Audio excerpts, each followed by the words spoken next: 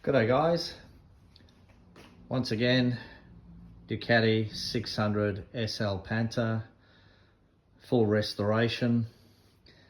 Continued video. Did a quick introduction the other day regarding the reservoirs for the brake master cylinder, front and rear.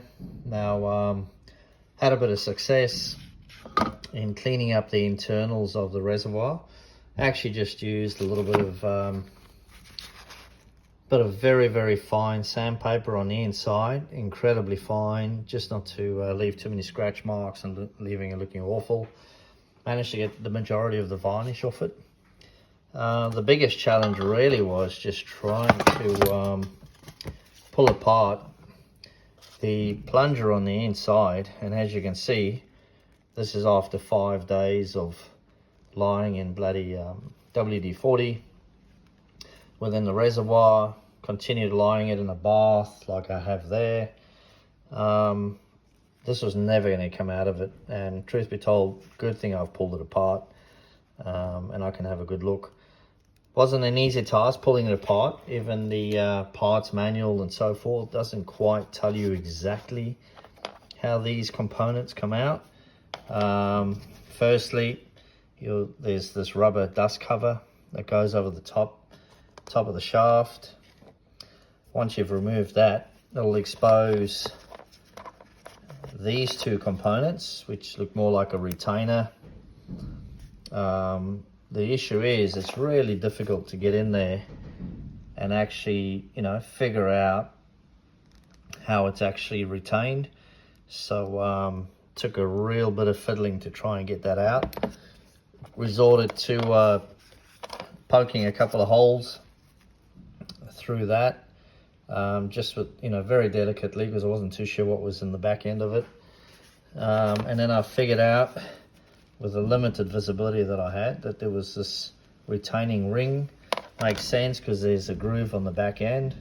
This is obviously under spring tension, so preloading. So luckily, I guess this plunger was actually pretty tough to move in and out, so I pushed it all the way back so there was no spring loading on it, and I managed to pry that off with a screwdriver, obviously destroying it in the process. Same with that. So I suppose, potentially still a lot cheaper to buy a kit than what it is to buy a replacement unit. As I said in the previous video, I'm really keen to try and keep the original parts that came with the bike, specifically, having their year of manufacture date and month stamped in on them. I think it's pretty cool just keeping that all together. But yeah, so finally got this apart, and I can clearly see needs a fair bit of work. I'll have a bit of a look and see what I need to do. But I guess, the biggest thing is I'll have to get some replacement components, but I'm guessing there may or may not be like a new replacement seal kit, etc. for that. Next bugger is going to be the rear brake master cylinder.